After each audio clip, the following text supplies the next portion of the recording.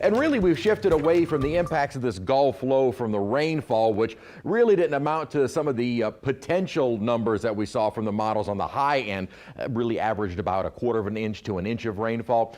Now we're going to be focusing on, and as we have been, on the coastal flood threat. Not that this is a widespread issue, but all of the unprotected areas also in the lake. Notice St. Charles and St. John, because of that water being piled up into Lake Pontchartrain, sends into the western part of the lake. In Lake Maurepas, they could see some flooding there, as well as all of mainly our eastern facing shorelines. The areas in yellow are under the coastal flood warning. Those warnings will stay in effect until Thursday morning, and then through Friday morning those will change to an advisory because the winds will be settling down. We'll still have that onshore component, but the threat of flooding by the end of the week is not going to be nearly as great as we're expecting tomorrow and even into early Thursday. And the winds are still pretty brisk. At the lakefront, Belle Chase are gusting up to 25, and even down at Galliano, an 18-mile-an-hour wind gust, not as heavy or not as strong as they were earlier. As far as the rain goes, again, kind of a light, misty drizzle, and maybe a little bit heavier in a few locations. And it was a little more substantial north of Baton Rouge, where they saw over an inch of rainfall today. Most of our areas saw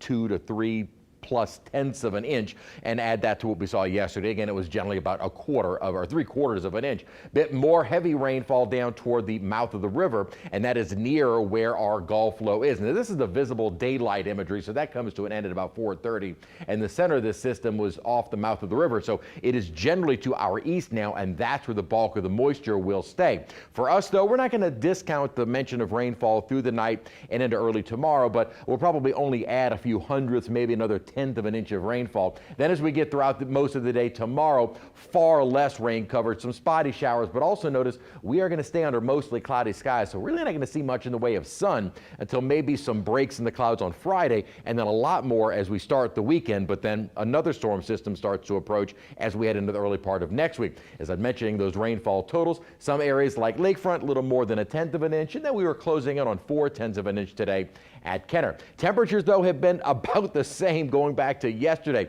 Upper 50s, low 60s. We only hit 63 degrees for a high today, well below our average of 71 degrees. At the moment, no fog, but definitely a low cloud deck and very humid with 93% humidity at this hour. Less rainfall, but staying cloudy than that cold front on the way for the weekend. Weekend weather looks fantastic. And then another storm system / cold front will move through before Thanksgiving. Here's what's happening right now. Main energy with this big upper system is pushing on, so it's going to take most of the instability with it, and so our rain chances begin to diminish. This model has us clearing out tomorrow, but I think with this cloud shield, which actually still extends out toward almost Houston, we will remain under mostly cloudy skies, but our rain chances will be coming down. Thought maybe if we got on the higher end of some of the models earlier, we could maybe make up for our rain deficit for the month, and of course for the year. We'll never come close to that. Then here comes our next system. Front moves through. Beautiful weather for this weekend. Next disturbance starts to arrive probably late Monday into Tuesday,